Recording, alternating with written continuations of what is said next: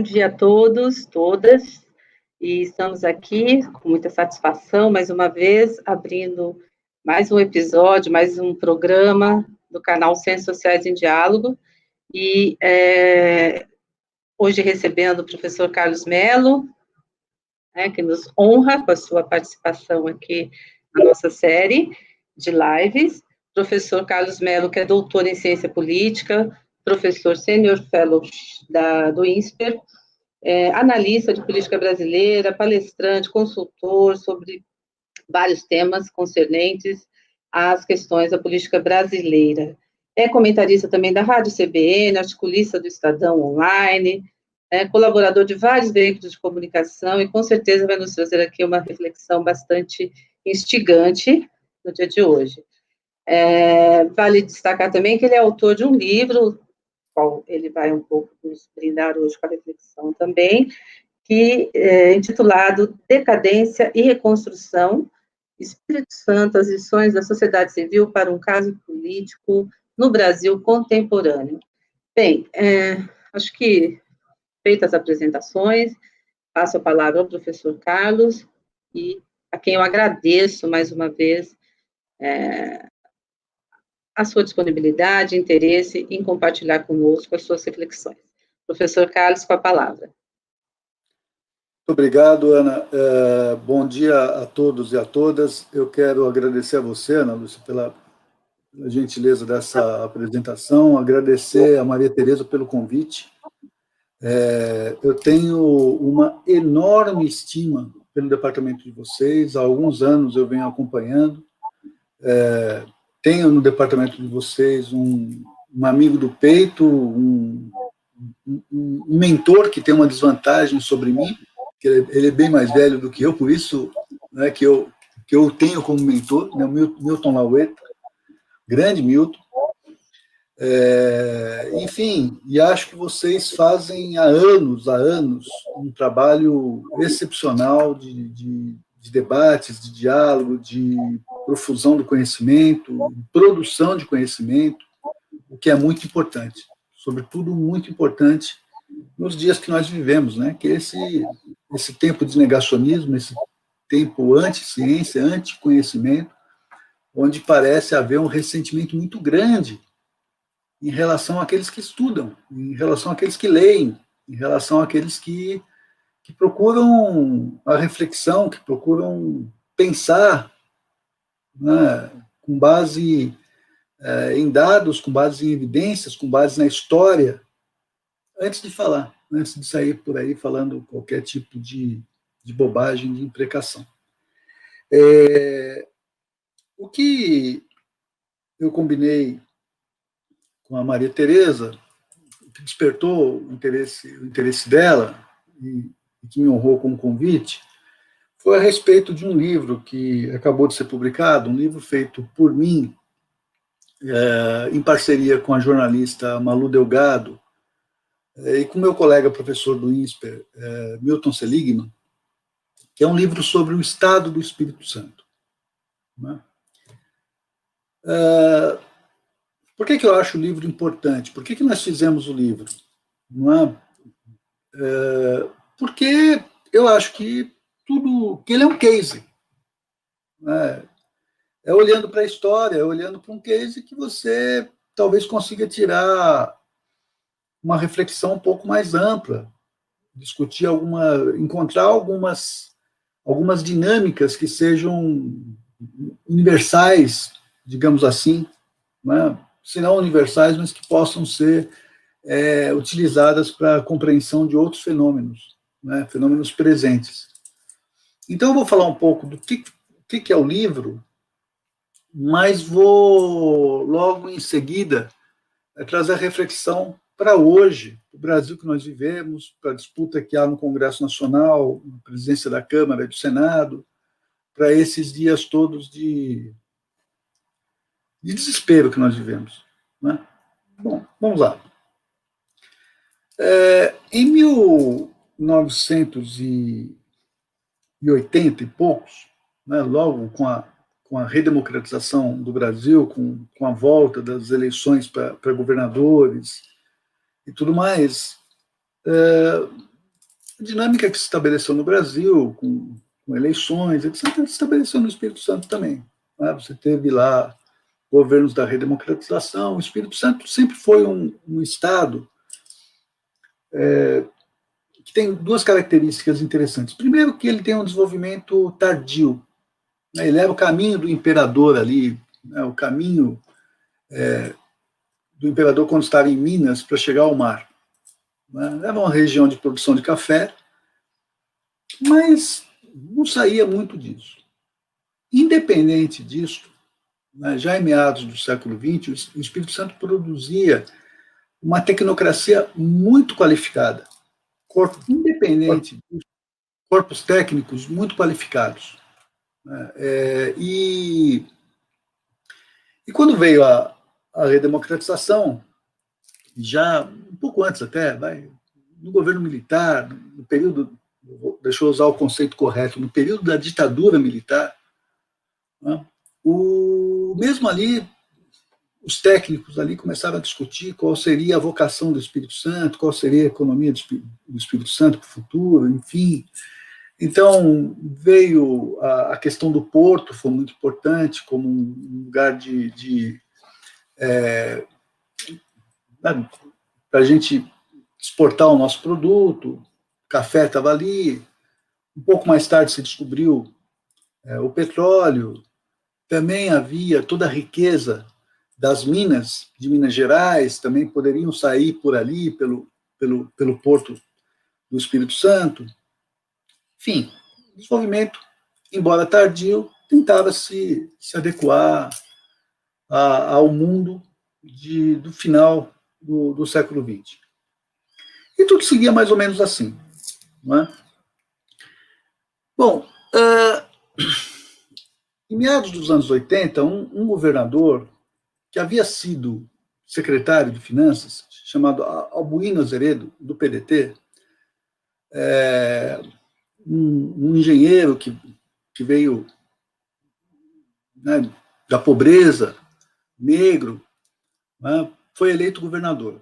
E foi uma festa por todos os símbolos que se encerravam no Albuino. Ele, como eu disse, era um governador do PDT. Acontece que Albuino, a despeito das suas qualidades pessoais e das suas características, das suas virtudes todas pessoais, Albuino não se mostrou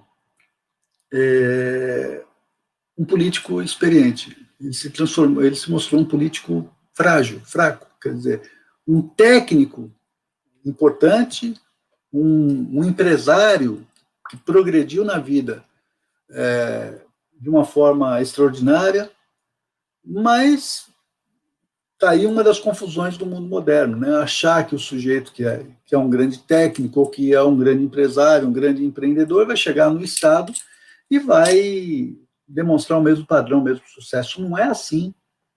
O Estado tem as suas características muito, muito peculiares.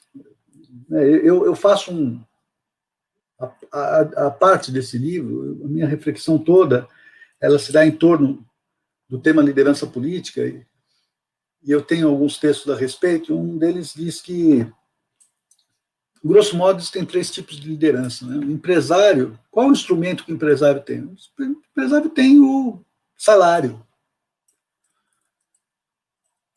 E o sargento, o militar, ele tem a corte marcial, né? Ele tem a força bruta. E o político, qual é o instrumento que ele tem? Ele não tem o salário.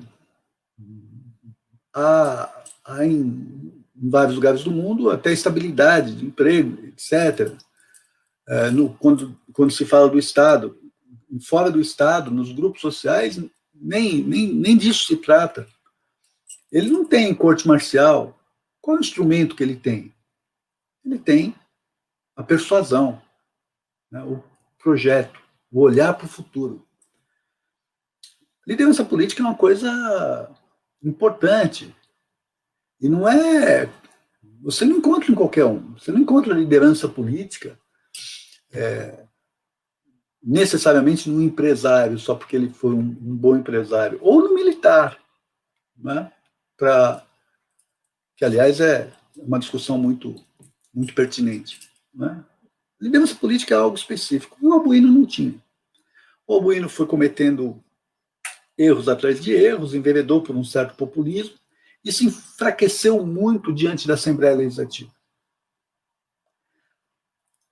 Eu vou abrir um parênteses aqui, falar um pouco da dinâmica política do Espírito Santo.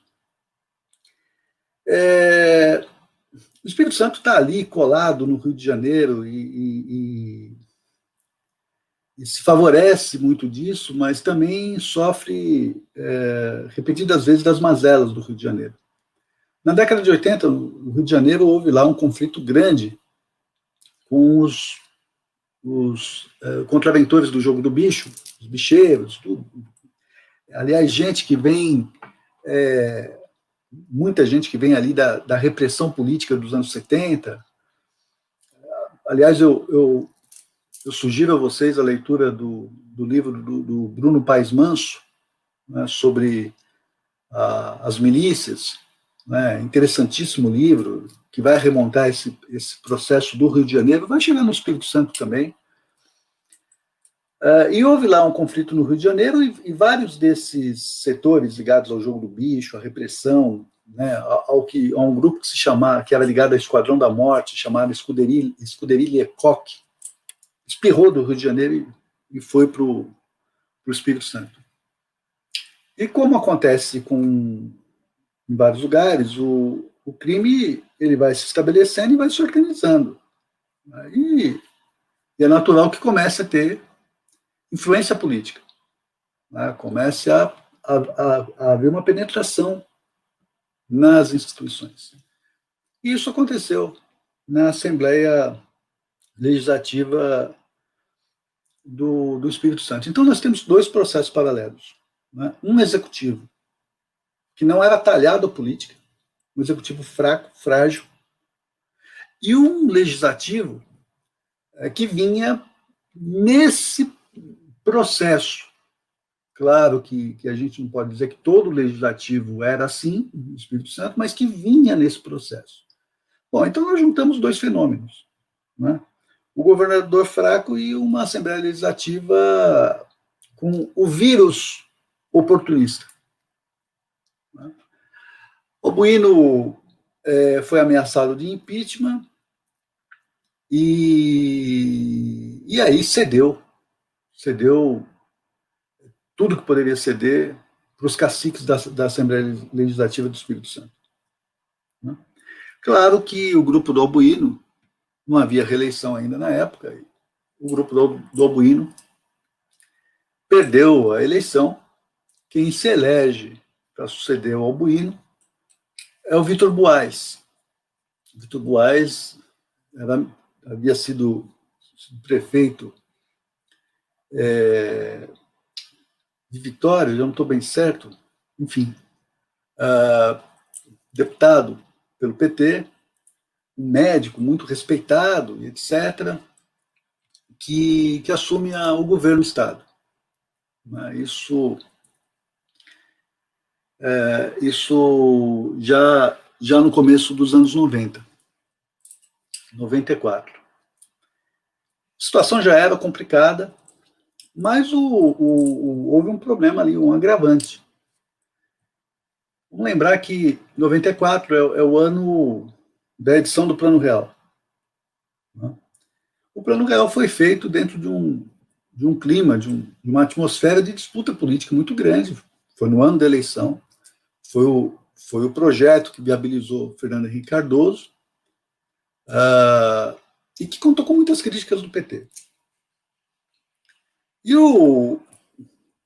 pelas entrevistas todas que nós fizemos, o governador eleito, Vitor Buarque, em 94 para 95, se aconselha com membros do PT, com a Luiz Mercadante, a respeito do cenário econômico que viria pela frente. E aquela avaliação do PT a respeito do Plano Real é conhecida, é clássica, está em vários livros. A avaliação era que o Plano Real não daria certo, que a inflação voltaria rapidamente, que a desorganização das contas públicas continuaria do mesmo jeito, talvez até piorasse, e o resultado disso foi que, com base nesse conselho, o Vitor Buarque abre o seu governo, dando um aumento, né, linear para o funcionalismo público do Espírito Santo de 30%. Acontece que não veio a inflação. Acontece que aquele processo não ocorreu. O Plano Real vai entrar em colapso 4 anos depois, em 99, já depois da outra eleição. E o que aconteceu? As contas do Estado foram absolutamente desorganizadas, e o governo Vitor Buarque também foi um governo fraco, um governo muito fraco, que igualmente teve que ficar à disposição, teve que ficar à mercê do legislativo, aquele mesmo legislativo. Então o legislativo ele vai crescendo em força, vai se aproveitando de governos fracos, governos com deficiência, e vai se fortalecendo. E passa a mandar no governo. Né? Começa a nomear tudo que fosse possível. Nomeia, inclusive, os comandantes da PM. Olha, vamos lembrar que você tem setores na Assembleia Legislativa que são ligados ao crime, à contravenção, ao crime, à barra pesada. Você começa a nomear comandante de PM, começa a ter controle da polícia, e esse processo começa a entrar no judiciário também, em todas as instituições. Então, quando você percebe, o executivo, legislativo e o judiciário estão tomados pelo crime, porque pela falta de liderança política, pela ausência de liderança política, pela fragilidade do executivo, pela fragilidade dos governadores. Não é? E esse processo não é só de tomar o Estado, de nomear secretários, comandantes. Começa a ter um processo muito maior de achaque de empresas mesmo, subornos, enfim, né? Pressão. Empresas importantes começam a fugir do Espírito Santo. Enfim, um desastre. Vem a terceira eleição. Né? E todo mundo já via que o PDT tinha se dado mal com o Albuino, o PT tinha se dado mal com o Buarque, e o próximo governo que tendia a ganhar essa eleição era o governo do PSDB. Acontece que houve uma disputa forte no PSDB. Haviam 2 candidatos muito fortes. O Paulo Artung, que fora prefeito de Vitória, e o José Inácio, o senador José Inácio, que tinha sido da OAB, etc. Tal. Foram para uma disputa. E foi uma disputa cruel dentro do PSDB. Uma disputa muito pesada. E, de acordo com os nossos entrevistados, o José Inácio recorreu à ajuda política, financeira, etc., tal, da Assembleia Legislativa, dos deputados da Assembleia Legislativa. Ou seja, fez um acordo. E ganhou a convenção e ganhou a eleição. E, para resumir a história, terminou preso. A Assembleia foi completamente tomada por esses interesses. O líder desses esquemas todos, chamado José Carlos Gratz, virou presidente da Assembleia Legislativa, era o sujeito mais forte do Estado, mandava em tudo no Estado, mandava no governador, mandava asfaltar ruas nos municípios do Estado, quer dizer, presidente da Assembleia Legislativa com um papel executivo nesse nível. E fora outros casos. A situação ficou insustentável.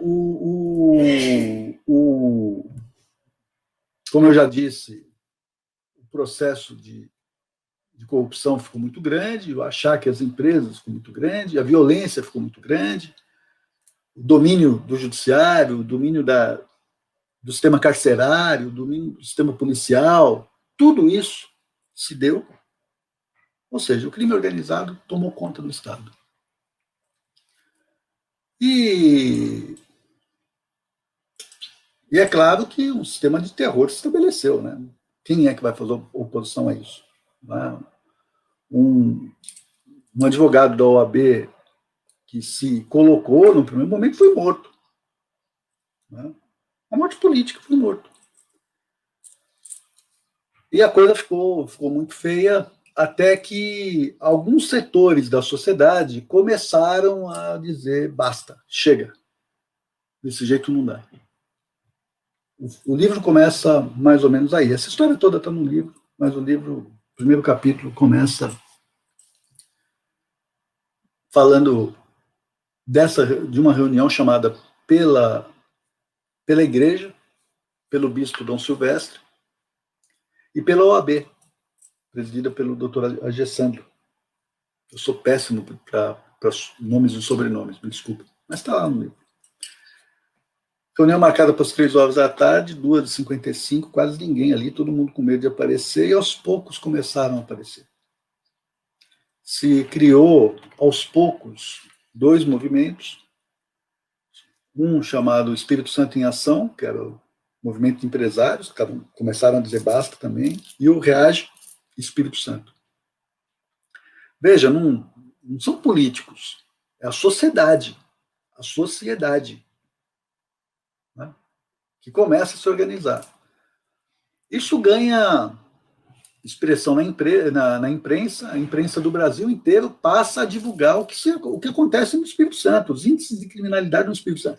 O New York Times chegou a chamar a cidade de Vitória de a nova Medellín.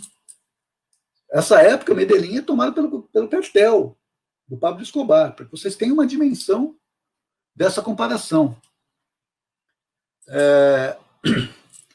E aí, nesse momento, o presidente Fernando Henrique resolve organizar uma força-tarefa. O ministro da Justiça,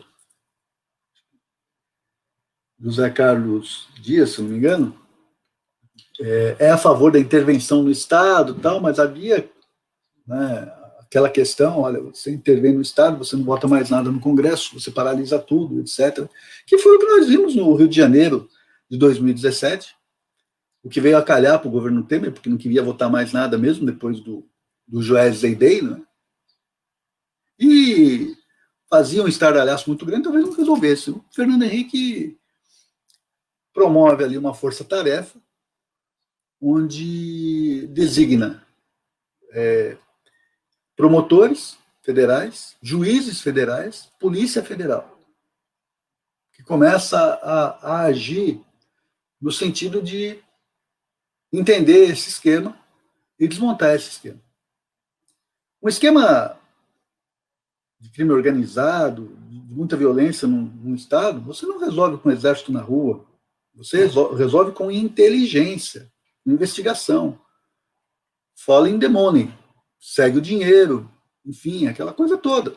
Nós entrevistamos alguns procuradores que, aliás, eles têm um pacto entre eles, né, que é nunca falar sobre missão passada, o que passou, passou, até porque sempre é muito barra pesada, eles querem esquecer essas coisas todas.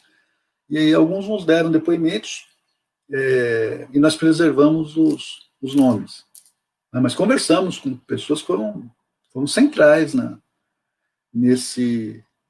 nessa força-tarefa. E a força-tarefa começou ali a investigar. Então, veja, tem novamente 2 processos, pelo menos 2. Né? Você tem uma sociedade dizendo basta, dizendo chega, né? Empresários, igreja, OAB, partidos de oposição, movimentos populares. Você tem o Estado Nacional tomando providências, instituições de Estado, né, Procuradoria-Geral da República, Polícia Federal, Justiça Federal, né, tomando providências e esses processos se retroalimentando. Né. Vem a eleição de 2002. O esquema tinha um candidato, né, chamado Cabo Camata, que era um desses que ficaram muito populares ultimamente, né, esses caras que surgem desses programas policiais da televisão, né, e polícia, mata bandidagem, esse discurso todo de força, excludente de licitude, enfim. E a sociedade apareceu com 2 candidatos, um chamado Max Mauro, que tinha sido governador pelo MDB, um político experiente, um velho político, que tinha um estilo muito aguerrido, de muita imposição, ia para cima e tal. E o outro candidato surge pelo PSB, Paulo Artung, que havia deixado o PSDB em virtude daquela disputa com José Inácio, se elegeu senador e abandonou o PSDB por conta dos problemas todos do governo José Inácio. E a eleição se decidiu no primeiro turno, mas olha que interessante, Camata praticamente não teve voto. E o Paulo Artung ganha de 52 a 48, 54 a 46, alguma coisa assim. Então foi uma eleição decidida no primeiro turno, mas já com cara de segundo turno. E a coisa era o seguinte, para ir para cima do esquema. Ou se vai no estilo Max Mauro, que é um estilo mais tradicional, mas vai para cima, etc. Tal, ou se vai num estilo mais soft, que parecia ser o estilo do Paulo Artung. Quem ganha a eleição é o Paulo Artung. Muita gente... Uma das críticas que o livro recebe, por quem não leu, e por quem tem, né, essas disputas políticas todas, aí que o Brasil está cheio, é de que o livro teria ali um papel de valorizar a figura do Paulo Artung. Nada a ver. O Paulo Artung não é a expressão da superação. Paulo Artung não é o agente da superação. Paulo Artung é resultado de um processo que envolveu a sociedade, que envolveu o Estado brasileiro, que envolveu vários setores, que resultou numa eleição que pariu um governador que poderia ter encaminhado ou não os processos todos de encaminhamento desse processo. Os processos... Poderia ter dado vazão ou não, poderia ter se acovardado, poderia ter se rendido, poderia, enfim. Como seria Max Mauro, também não sabemos. Quem ganhou a eleição foi o Paulo Artung. Nesse momento, quem ganha a eleição no Brasil é o Lula. E é interessante que o presidente Lula não só não acaba com a força-tarefa, fortalece a força-tarefa, como aí o Paulo Artung foi muito importante, como também começa a negociar, através do ministro Palocci, adiantamento de receita para o Espírito Santo. Adiantamento de royalties, de petróleo, tal. Né? Os commodities cresceram, tal. O Espírito Santo também se favoreceu do processo econômico do começo dos anos 2000. O governador estabelece um pacto com os 3 poderes, um pacto fiscal. Olha, todos os poderes aqui têm os seus recursos, etc. Nós vamos liberar um 12avos de cada vez, para não consumir tudo de uma vez. O Estado está quebrado. A Polícia Federal consegue um esquema, consegue, pela investigação, antes da posse do Paulo Artung, antes da posse da nova Assembleia, consegue fiscalizar, consegue grampear 8 deputados reunidos num hotel na cidade de Pedra Azul, onde eles estavam negociando um processo de compra de outros deputados para fazer um dos membros do grupo do Grátis ainda presidente da Assembleia. Esses caras são presos. Então, quem é elevado à presidência da Assembleia é um sujeito chamado Cláudio Vereza, que é um militante da igreja e um deputado estadual eleito pelo PT. Há um acordo entre o Vereza e o Artung, há um acordo com o Tribunal de Justiça, há um acordo entre as instituições no Estado, e o Estado passa, aos poucos, ao longo de vários anos, a se recuperar. O Estado do Espírito Santo hoje tem problemas como qualquer Estado brasileiro, evidentemente, tem ainda problemas com relação ao crime, mas não é sombra do que foi. Hoje o Estado do Espírito Santo apresenta bons índices de políticas públicas em relação à educação, por exemplo. Já houve lá o governo do Paulo Artung, o Artung já foi governador 3 vezes, o Renato Casagrande já está no seu segundo mandato. A sociedade ali se organizou. Tem problemas, como todo o Brasil tem, mas esse é o caso do Espírito Santo.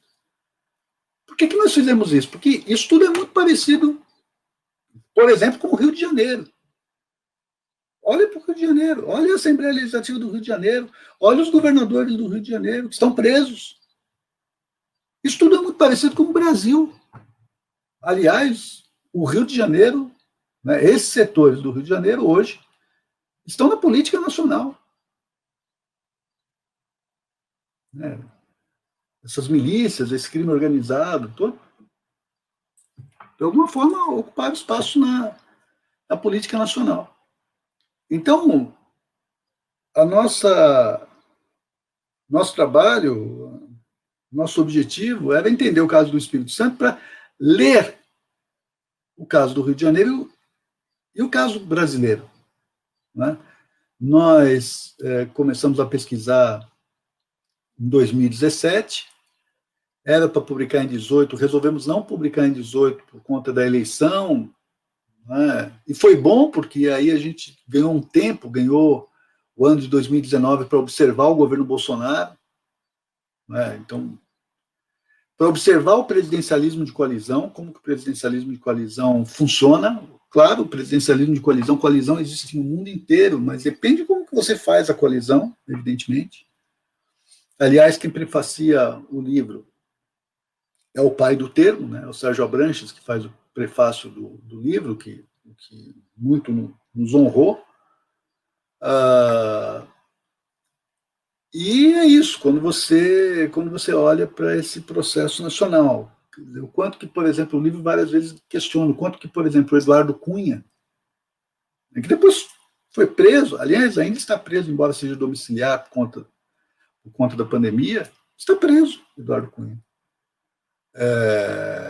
O quanto que o Grátis não é parecido com o Cunha, o quanto que os dois não são parecidos com o Pisciani, que foi o homem forte da Assembleia Legislativa do Rio de Janeiro, depois do Sérgio Cabral, que foi presidente da Assembleia Legislativa do Rio de Janeiro. O quanto que o Espírito Santo não serve como um case para o Brasil. Não serve de duas formas. Primeiro, para você ver a decadência. E depois, para você pensar a reconstrução. Daí vem o título. Esse processo de decadência que nós vimos lá, será que não está presente aqui? E esse processo que levou à reconstrução, né, da sociedade dizendo basta, chega, a gente precisa se unir, e parindo novas lideranças políticas, etc. É possível no Brasil? Então, é essa a reflexão que fica do livro. Né? Com ele, a gente pode, de alguma forma, pensar nessa cena que nós vivemos, nesse quadro que nós vivemos. Né? Pandemia, uma crise política enorme, um governo absolutamente fraco, impressionante, não há governo. a força bruta, a estupidez, mas não há governo. E o processo eleitoral no legislativo brasileiro. Será que ele tem alguma coisa a ver com aquilo? Será que aquilo lá do Espírito Santo nos ajuda a olhar para esse processo e falar assim, opa, calma aí, espera aí, será que pode estar acontecendo isso? Então é isso, pessoal. Eu tenho um defeito que eu reconheço em mim. Eu começo a falar, eu não paro. O defeito do professor com sala quieta. Né? Tem que falar, aperta o botão, vai falando, não para. Então eu vou parar por aqui e vocês me perguntem o que quiserem. Não sei se a gente vai pelo chat, se a Tereza, se a Ana Lúcia, enfim, quem é que pode me ajudar aqui e me encher de pancada. Estou à disposição de vocês para o que vier. Olá, Tereza, tudo bem? Tudo bem, bom dia, Carlos. Peço desculpa pelo acontecido, problemas tecnológicos aqui, a Vivo rompeu com a minha internet, então, mas deu para voltar. Depois eu explico como que eu voltei. Muito obrigada pela sua presença, pela sua palestra, acho que foi muito instrutiva. Analisar o caso do Espírito Santo, que é um estado pouco conhecido no Brasil, de como o sistema político funcionou, de como essas questões que você colocou são importantes para poder entender não só o Espírito Santo, o Rio de Janeiro, mas também a questão do Brasil. Você falou em três elementos importantes, né? Na sua análise sobre o Espírito Santo, que é a fragilidade do executivo e do legislativo, no caso da história que você apontou, da forma como vocês analisaram o caso do Espírito Santo, a carência de liderança e as consequências dessa ausência de liderança e o papel da sociedade civil no sentido de reverter este processo de corrupção ou de anomia do sistema político. Como é que você interpreta ou como é que você analisa, porque daí você faz uma ponte com a questão do presidencialismo de coalizão. A minha questão, acho que mais precisa, seria essa. O presidencialismo de coalizão no Brasil, tal como foi pensado e analisado pelo Sérgio Abranches, está em decadência, digamos assim. Nós estamos partindo por um outro processo de relação executivo-legislativo, onde essa relação do presidencialismo de coalizão estaria sendo modificada ou feita de outra forma. Nós temos uma outra pergunta também da Karina. Você quer responder primeiro a minha ou você quer ouvir a outra? Vamos lá, porque a sua dá um curso, né, Tereza? Muita gente produziu, muita gente escreveu, e o presidencialismo de coalizão se transformou num tema controverso, né, na ciência política brasileira, né? O Sérgio Abranches, quando escreve o paper, famosíssimo paper dele, lá em 1988, no contexto da Constituinte, publicado na revista Dados, ele olha para o poder dos governadores, ele olha para a República de 46 a 64 e vê ali um choque entre o Executivo Federal e os governadores, que teriam muita força, que teriam muito controle das bancadas. E, portanto, se o presidente quisesse governar, ele ia ter que compor o tempo todo com os governadores, ele ia ter que montar coalizões. Né? O Sérgio mirou no que viu e acertou no que não viu. Né? O que não tira os méritos dele. Ele percebeu que você teria que montar coalizões ali. Né? Onde que ele não viu? Ele não percebeu que o governo federal, aos poucos, iria concentrar a riqueza nacional, iria criar uma série de contribuições sociais e etc. Os estados ficariam dependentes dos recursos dos governos, do governo federal, os governadores ficariam sempre com o pires na mão, E aí a relação direta do presidente com o Congresso não passaria mais pelos governadores, que não é ruim, é bom. Acontece que tipo de relação que é essa? Né? Vários dos nossos colegas fizeram trabalhos excelentes nos anos 90, começo dos anos 2000, eu me refiro à Argelina e ao Fernando Limonge, onde eles fazem aquela ciência política baseada em dados, em números, que é importante, etc., mas não pode ser, isso não pode ser superlativo, esse método, né? Não pode ser total. Né? Que ele olhava e dizia o seguinte, olha, o presidencialismo de coalizão brasileiro funciona. Dá uma olhada aí, o Fernando Henrique, o Lula, aprovaram tudo que queriam.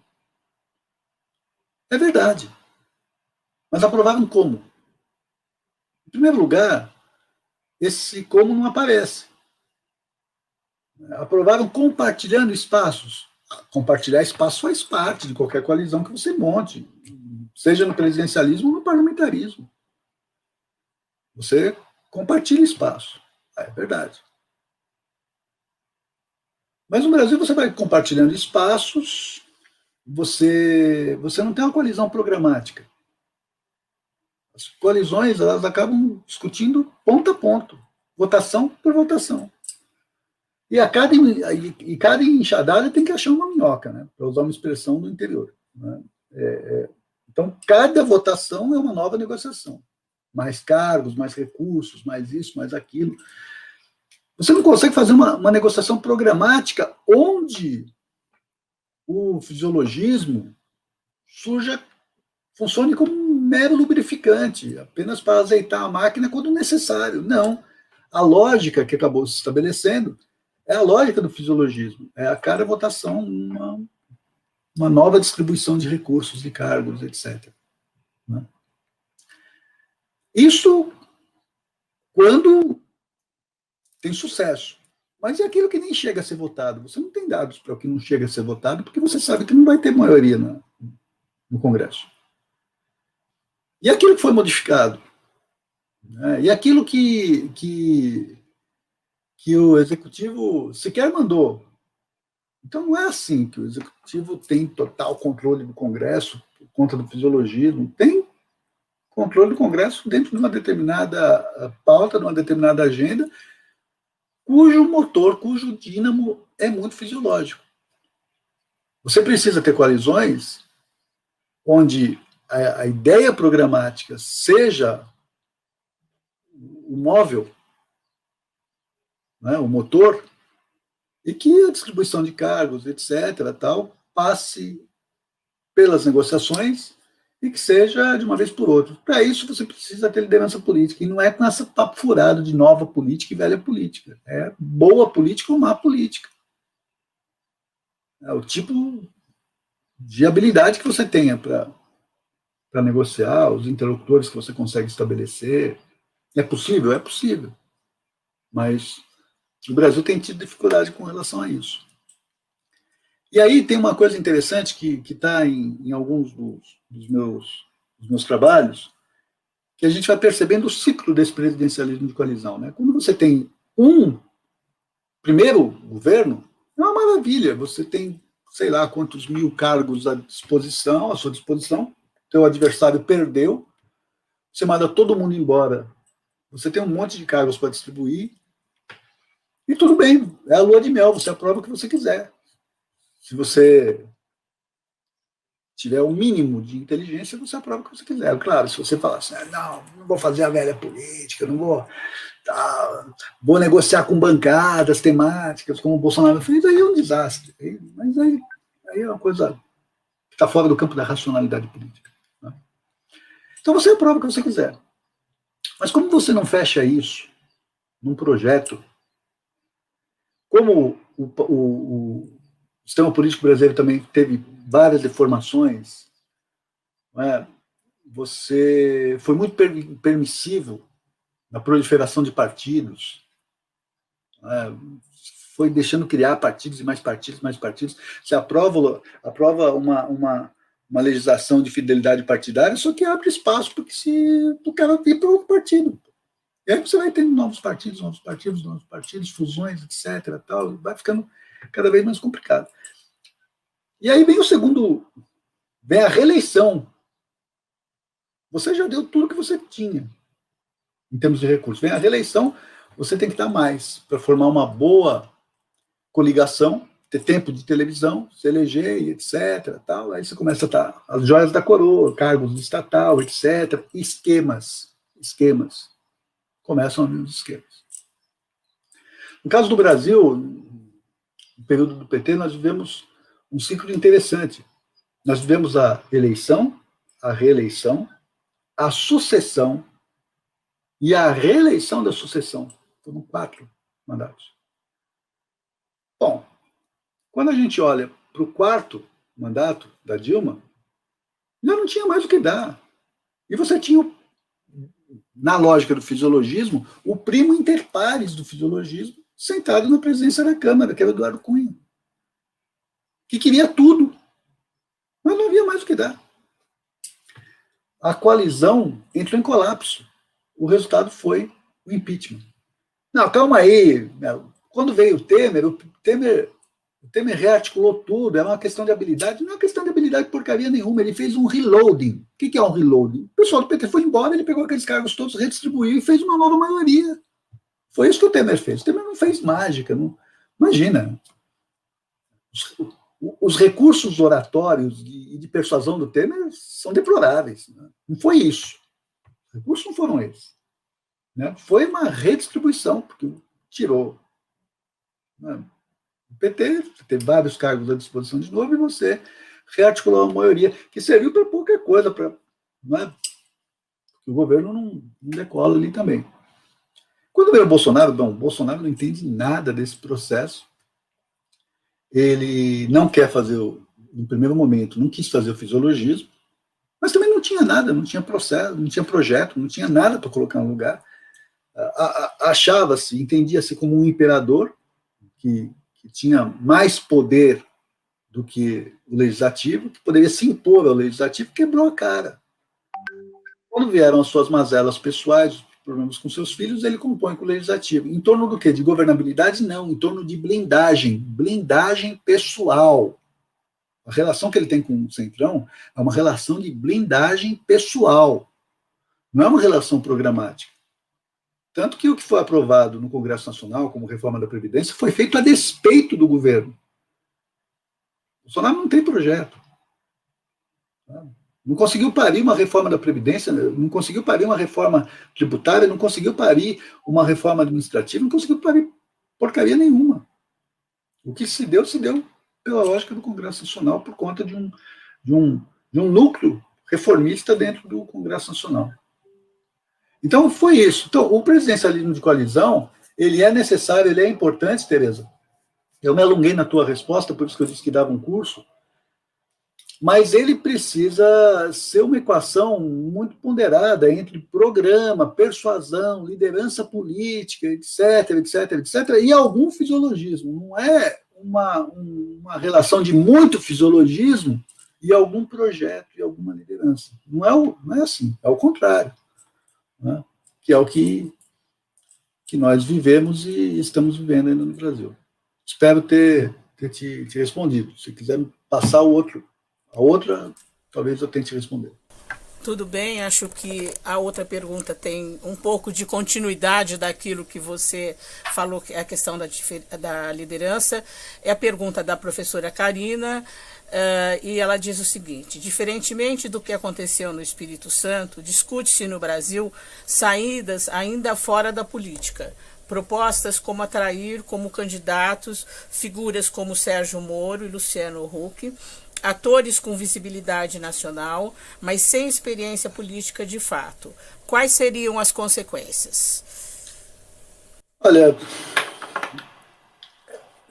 difícil dizer, né? Você pegar o caso de 2018 era um ambiente em que o eleitor queria um outsider. 2 outsiders se apresentaram e e saíram, né, e se recolheram. Joaquim Barbosa e o Luciano Huck. Por falta de um outsider real, foi-se buscar um outsider meia-boca. Jair Bolsonaro só era outsider porque nunca participou do núcleo do poder, porque nunca teve consistência para isso. Mas é claro que não era outsider, ele era membro desse baixo clero, dessas relações nos estados, das assembleias legislativas, ele era isso. Mas como ele nunca teve relevância nacional, parecia que ele era um outsider. E o resultado foi esse. Isso significa que não, é impossível, não dá para pegar ninguém de fora do sistema e criar uma nova coalizão? Não sei. A história é a mestra, né? Ela que vai mostrar, no final das contas, e os futuros historiadores é que nos dirão, para quem estiver vivo para ler. Eu acho que você pode ter figuras que sejam de fora do sistema, mas precisa ver qual é o tipo de arranjo político que vem junto com essa figura. Você pode, eu não estou aqui defendendo o nome de ninguém, não tenho nenhuma preferência por nenhum desses nomes citados, pelo contrário. Mas você pode ter, ao nível da construção de um grupo de liderança política, a figura simbólica que faça um papel de comunicação, de diálogo, etc., tal, e você tenha no grupo outras atribuições, né, em relação à relação com o Congresso, em relação à relação com a sociedade, com a imprensa, em relação à relação com estados, etc., que faça o papel de negociação política. Quando você pensar em liderança política, você tem sempre que pensar num conjunto de lideranças. Quando você passa a acreditar num demiurgo, em alguém que vai resolver essa parada sozinho, já caiu no erro. Mas não é isso que casos bem-sucedidos de liderança mostram. O que mostra é que você cria um grupo. Eu gosto de fazer uma analogia, eu gosto muito de futebol, e tenho sofrido muito com o futebol, porque sou corintiano, mas eu gosto muito de usar a analogia do futebol, e há anos eu venho falando venho usando o exemplo de um jogador do Brasil dos anos 50, chamado Didi, que em 58 o Brasil vinha do trauma de perder a Copa de 50 em casa, ter tido um papel ruim em 54, e chega numa final em 58. E com, 6 minutos de jogo, toma um gol. Então o Didi, que é o grande jogador de meio de campo do Brasil, ele vai até o gol do Brasil, pega a bola dentro do gol, e ao invés de dar um chutão e recomeçar logo a partida, ele vem com a bola debaixo do braço e reorganiza o time. Então muita gente vai atribuir ao Didi uma enorme liderança. E é a hora que eu falo o seguinte: espera aí, quando o Didi pega a bola dentro do gol, quem está no gol é o Gilmar dos Santos Neves, que é considerado um dos maiores goleiros da história do futebol.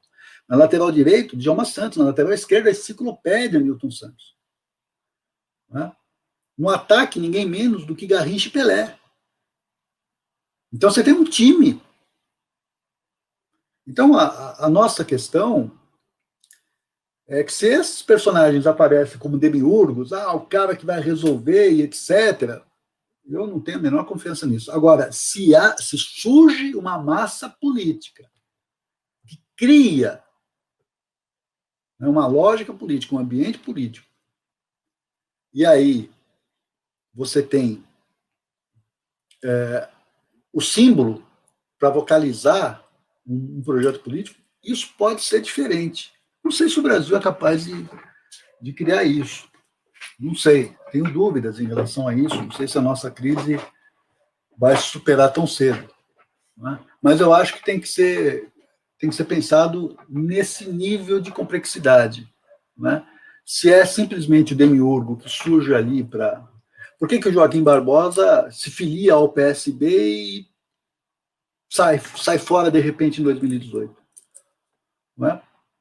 Ao que consta, foi o seguinte: olha, Joaquim, você vai ser só o presidente da República.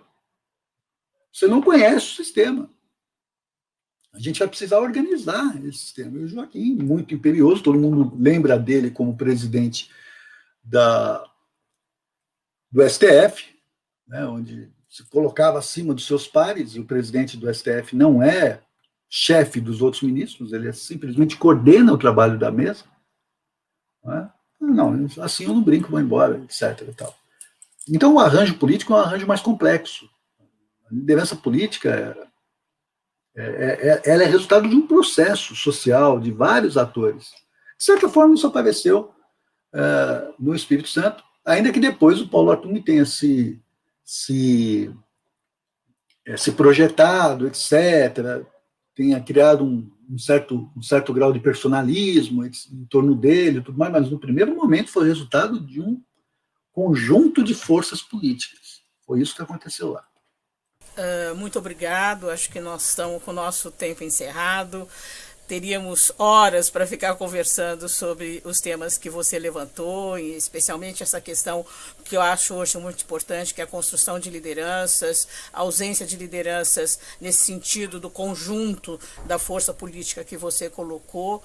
E quero agradecer imensamente a sua participação e os esclarecimentos e a sua fala sobre a questão do presidencialismo de coalizão, usando como exemplo o Estado do Espírito Santo. Eu aviso a nossa audiência que teremos uma nova live na quinta-feira que vem, tá? E convido a todos a acompanharem as nossas lives pelo nosso canal no YouTube. Muito obrigado, Carlos.